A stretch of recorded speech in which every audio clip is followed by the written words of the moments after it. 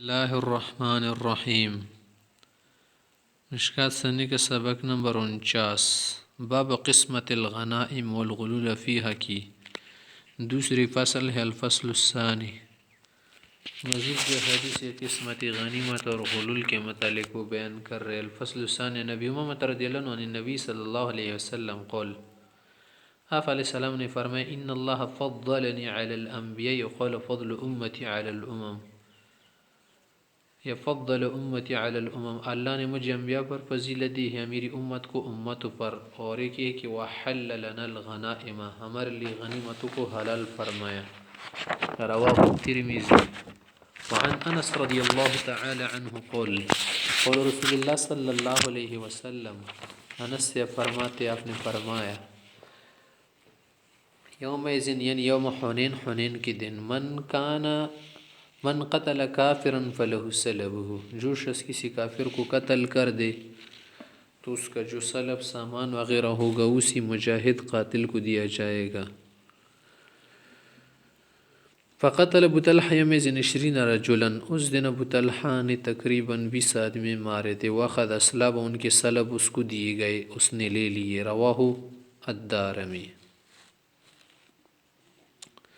وعن عوف بن مالک الاشجعی رضی اللہ عنہ، ایسے کہتے وہ خالد بن الولید، خالد سے بھی کہتے ان رسول اللہ صلی اللہ علیہ وسلم قذف السلب للقاتل، فرمایا کہ سلب قاتل کو دیا جائے گا، ولم یخمس سلب، سلب میں خمس حصہ نہیں لگایا۔ رواہ ابو داود۔ وعن عبداللہ بن مسعود رضی اللہ عنہ قول سے کہتے ہیں، نفلنی رسول اللہ صلی اللہ علیہ وسلم یوم بدر سیف ابی جہل،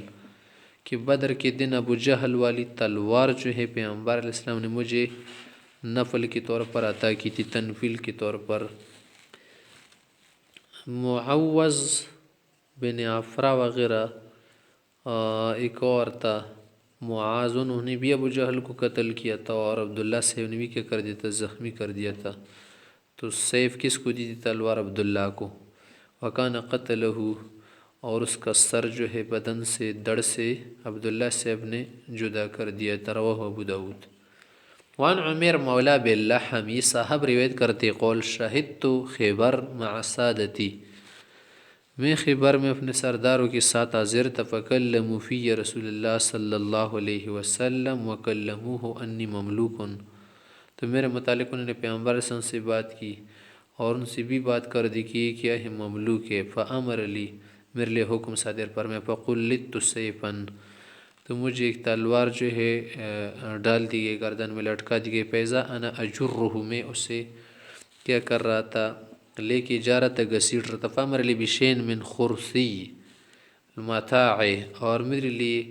فیصلہ کیا کہ اس کے لیے بھی کچھ سامان دیا جائے تھوڑا سا۔ وعرضت علیہ رقیہ کنت ارقی بہا المجانین، میں نے اس کو ایک دم درود پیش کیا جس سے میں پاگلوں کو یا جن کو کچھ خرابی ہوتی دماغ وغیرہ میں ان کو دم کیا کرتے تھے۔ فامرنی بطرح بعضها وحبس بعضها، تو آپ نے حکم دیا کہ کچھ کلمات اس کی باقی رکھو اور کچھ کیا کر دو، گرا دو، مانا بیچ سے نکال دو، یہ نہ پڑا کرو۔ رواہ الترمذی ابو داود الا ان روایت انتہت نقول المتاع، تو غلام کے لیے کوئی خاص مقرر ایسا نہیں ہوتا نا، جتنا بھی امام مناسب سمجھے دے دے۔ وان مجمع بن جاریہ، اس میں فائل کے طور پر بھی پڑھ سکتے یا بابی تفعیل سے بھی پڑھ سکتے، عن مجمع بن جاریہ، مجمع صحیح طرح لوگ کہتے ہیں کہ یہ مجمع ہے۔ وعن مجمع بن جاریہ قول، اس صاحب کہتے قسمت خیبر علی اہل الحدیبیہ، خیبر والی جو کیا تھی غنیمتی تھی وغیرہ، جو کچھ اس میں کامایا گیا تھا، صحابہ حضرات نے غنیمت میں لیا تھا نا، وہ تقسیم کر دیا۔ فقسمها رسول اللہ صلی اللہ علیہ وسلم 18 سہما، پیغمبر صلی اللہ علیہ وسلم نے اس کے 18 حصے بنائے۔ وکان الجیش 1500، تقریباً جو لشکر تھا نا، وکان الجیش 1500، 1500 افراد تھے۔ فیہم 300 فارس، ان میں 300 شہ سوار تھے۔ تو اندازہ کر لیا اپنا 1500 افراد جب تھے نا، 300 کیا تھے اس میں شہ سوار تھے نا، بقیہ برس کیا تھے پیادہ تھے، تو اس طرح سے کتنے سے بن جاتے ہیں جب فارسین کو ڈبل ڈبل دیا جائے. تو فأعطوا الفارس سہمین، جو شہ سوار تھے ان کو ڈبل حصے دی. والراجل سہمن، اور جو کیا تھے پیادہ تھے ان کو ایک ایک حصہ دیا. رواہ ابو داؤد وقال حدیث ابن عمر الصح والعمل علیہ، عمل تو اسی پر ہے. بعض جگہ ہم کہتے ہیں کہ ابن عمر کی حدیث کے متعلق کہتے ہیں کہ زیادہ صحیح ہیں شائب مشکات وغیرہ، مگر ان کی دونوں حدیثوں میں تعارض ہے، اور جو احتیاطی باتوں نے اسی کو لینا چاہے جو کیا ہے اقل ہے. وأتى الوهم في حدیث مجمع انه قال 300 فارس، یا پر مجمع کی حدیث میں وہم ہے، یہ کہہ رہے کہ 300 سوار تھے. ان مکان میں 200 فارس، 200 تھے، 300 سوار نہیں تھے. اب یہاں پر دیکھیں آپ علیہ الصلوۃ والسلام نے 36 حصے بنائے تھے.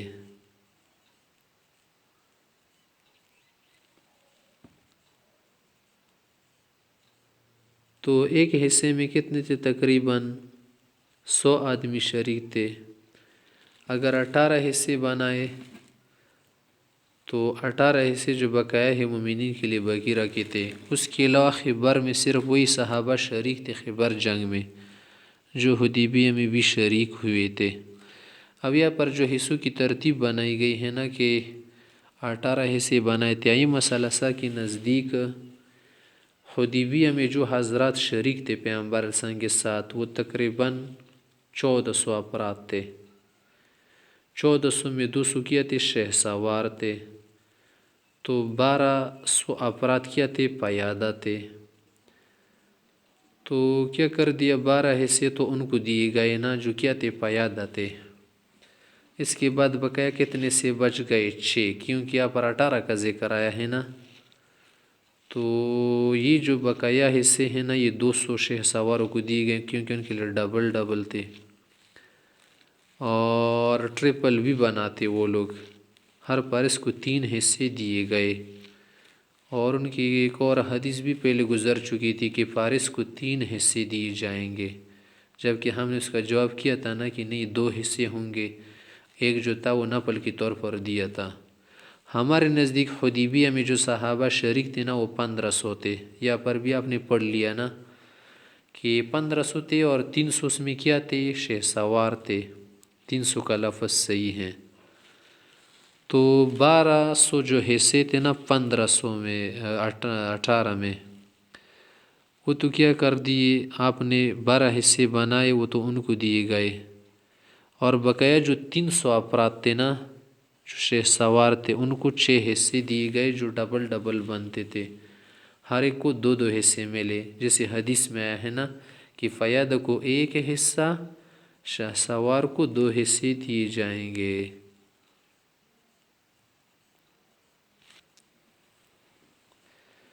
آگے حدیث سے کہہ رہے وعن حبیب ابن مسلمۃ الفہری، یہ سب کہتے قول شہدت النبی صلی اللہ علیہ وسلم، میں آپ کے ساتھ حاضر تھا اس وقت.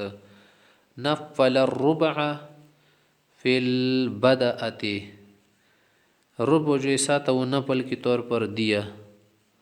بدأ کسے کہتے ابتدائی سفر کا کہتے ہیں، اور غزوی کا جو کیا ہے ابتدا ہو اس کو کہتے ہیں. یا یہ بھی کر سکتے کہ بڑا لشکر اس میں سے چھوٹا لشکر کسی مہم پر روانہ کرے، اس کے لیے زیادتی کا اعلان کر لے کہ اگر کوئی حصہ بن رہا ہو نا ہم ایک مہم پر بھیج رہا کہ ایک اور مقصد ہے، تو اس کو بھی بدعا کہتے ہیں. والثلث،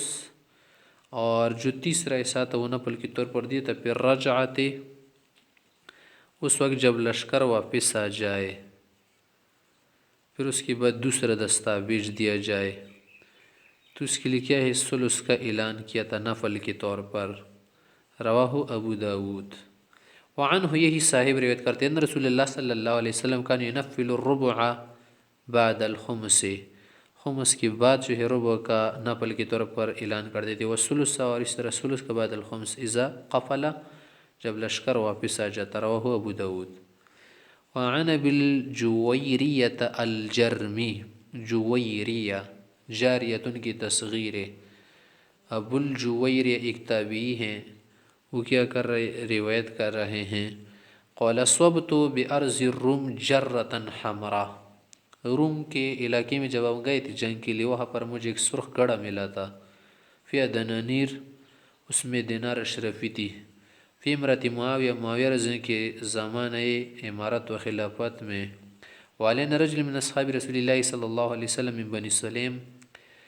پیغمبر صلی اللہ علیہ وسلم کے صحابہ میں ایک صاحب تھا، ہمارا کمانڈر تھا، بنو سلیم قبیلے سے تھا، یقال له معن بن یزید، نام اس کا معن تھا، فاتیتہ بہا، وہ گڑھا میں اس کے پاس لے کر آئے، فقسم بین المسلمین، مسلمانوں کے بیچ تقسیم کیا، واعطانی منها مثل ما آت رجلا منهم، انہی کے برابر مجھے حصہ دیے ایک ایک فرد کا، ثم قال، پھر کہا لولا انی سمعت رسول اللہ صلی اللہ علیہ وسلم یقول، اگر آپ علیہ السلام کی بات میں نہ سنتا نا کہ لا نفل الا بعد الخمس، کہ نفل تو خمس کی بعد ہی ہوتا ہے نا، لا آتیتک، تو میں بعض سے اس کا دے دیتا، مگر پہلے کیا کرنا ہے، خمس وغیرہ نکالنا ہے۔ تو یہاں پر یہ کوئی کہہ سکتا ہے کہ خمس نکالنے کے بعد نفل دینا چاہیے تھا، اسے کیوں نہیں کیا؟ یہ مالی فی تھا، اور نفلی جو ہے، نفلی حصہ یا تنفیل، یہ خمس کے بعد ہوتا ہے، اور خمس کس میں ہوتا ہے؟ مال غنیمت میں ہوتا ہے، نہ کہ مال فی میں۔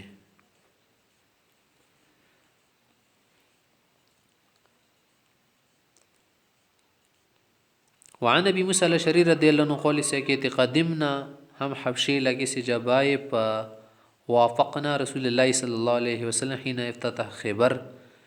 جب خیبر جنگ شروع ہوئی تھی نا، تو آپ علیہ السلام سے ہم آ ملے، فاسہم لنا، ہمیں بھی مال سے حصہ دے دیا،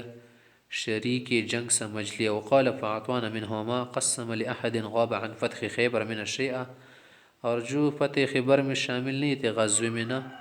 ان کو کچھ حصہ نہیں دیا، کچھ بھی نہیں دیا، الا لمن شہد معه،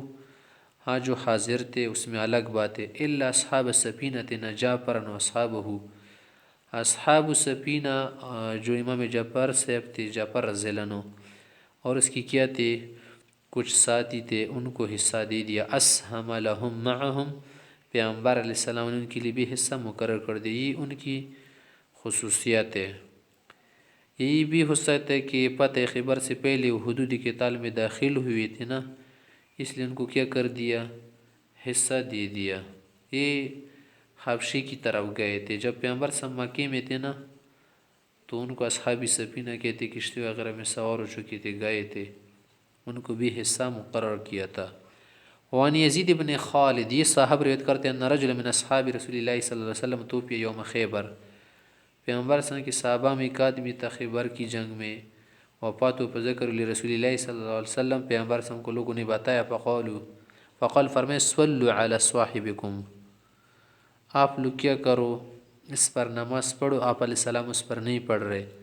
فتغیرت وجوہ الناس لذالک، اس کی وجہ سے کچھ لوگوں کی حالت بدل گئی، کچھ عجیب سا لگا، کیوں آپ علیہ السلام اس پر نماز نہیں پڑھ رہے، فقال فرمائے کہ ان صاحبکم غل فی سبیل اللہ، اس نے خیانت کی ہے، ففتشنا متاعه، جب ہم نے اس کے سامان کو ڈھونڈا ادھر ادھر چھانبین کی، فوجدنا خرزا من خرز یہود، تو ہم نے یہود کے جو ہار وغیرہ غنیمت وغیرہ میں لیے تھے نا، جو مروارید وغیرہ کے بنائے جاتے ہار، ہم نے پایا، لا یسعی درہمین، دو درہم کبھی نہیں تھا، رواہ مالک و ابو داؤد والنسائی۔ وعن عبداللہ بن عمر رضی اللہ عنہ قول سے کہتے، کان رسول اللہ صلی اللہ علیہ وسلم اذا صاب غنیمتا، جب آپ کو غنیمت ملتے، ہمارا بلال کو حکم دیتے تھے، فنادى فی الناس، لوگوں میں اعلان کرتے، فیجیئون بغنائمہم، غنیمت وغیرہ لاتے تھے، فیخمسہ، تو اس میں کیا کرتے تھے، خمس نکالتے تھے، یقسمہ، پھر تقسیم کرتے تھے، فجاء رجل یوما بعد ذلك بزمام من شعر، تقسیم کے بعد کسی شخص نے بالوں کی ایک لگام لائی جو بنائی گئی تھی رسی کی طرح، فقال یا رسول اللہ ھذا فیما کنا صبنا من الغنیمہ، یہ بھی ہمیں غنیمت میں مل گئی تھی لیکن اس وقت لا نہ سکا،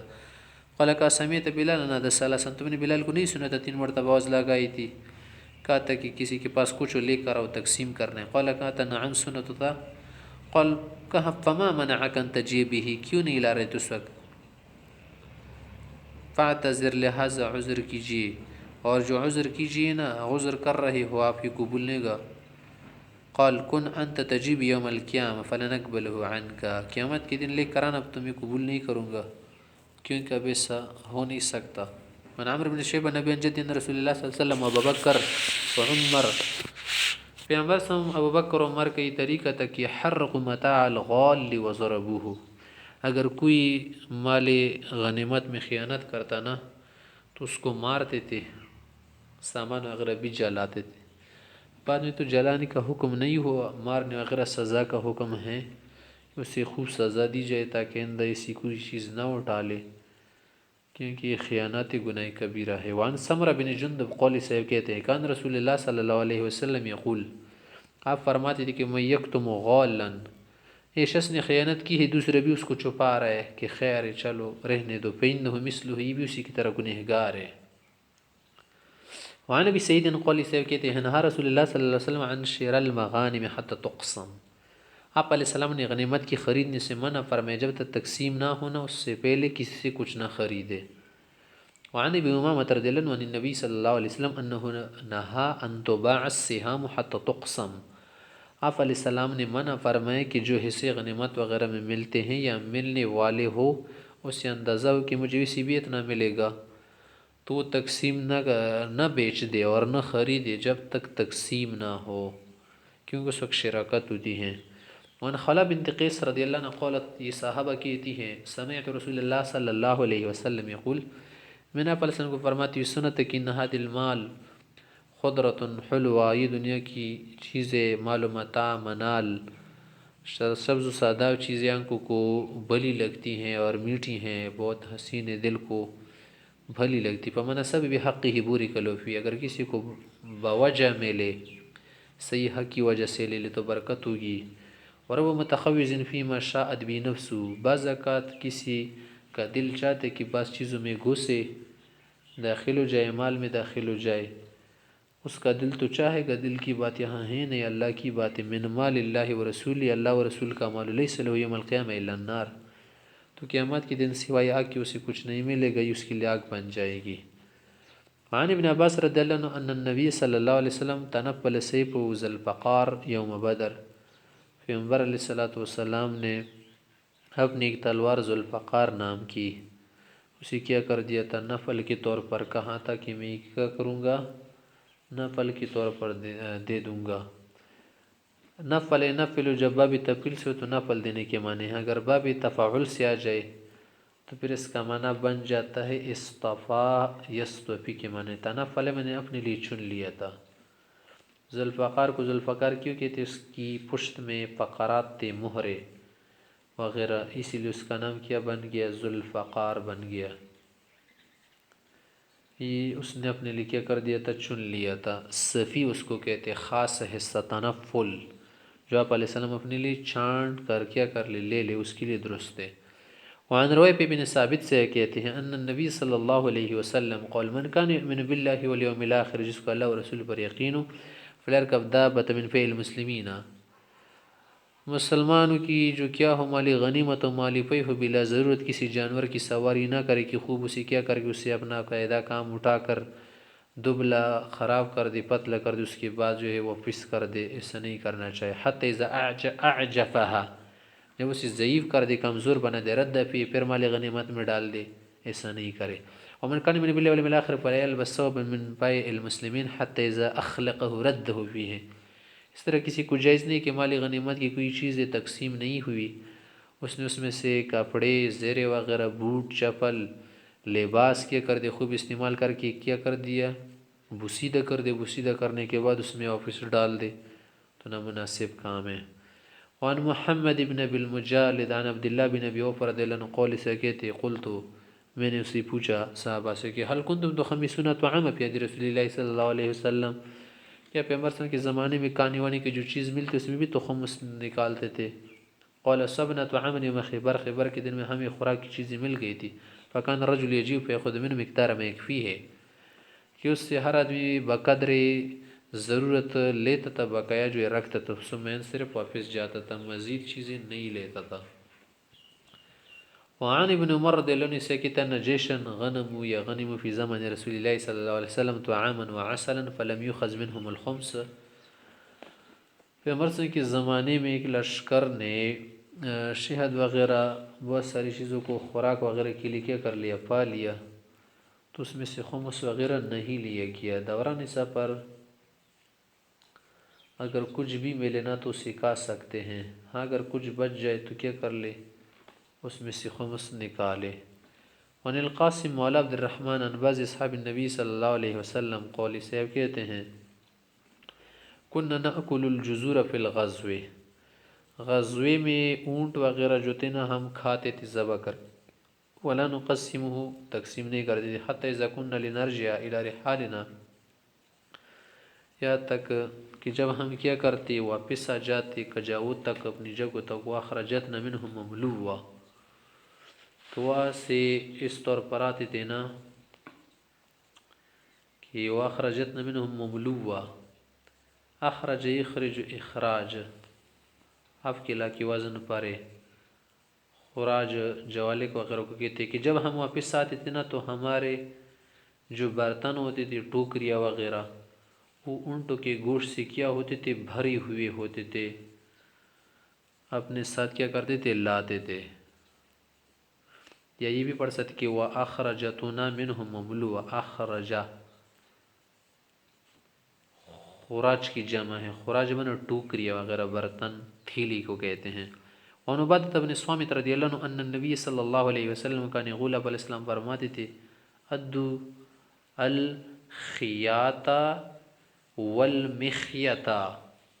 کہ تمہیں دھاگا ملے، تار ملے، سوئی ملے، جو بھی کچھ ہو تھوڑا سا کیل کیوں نہ ہو، یہ بھی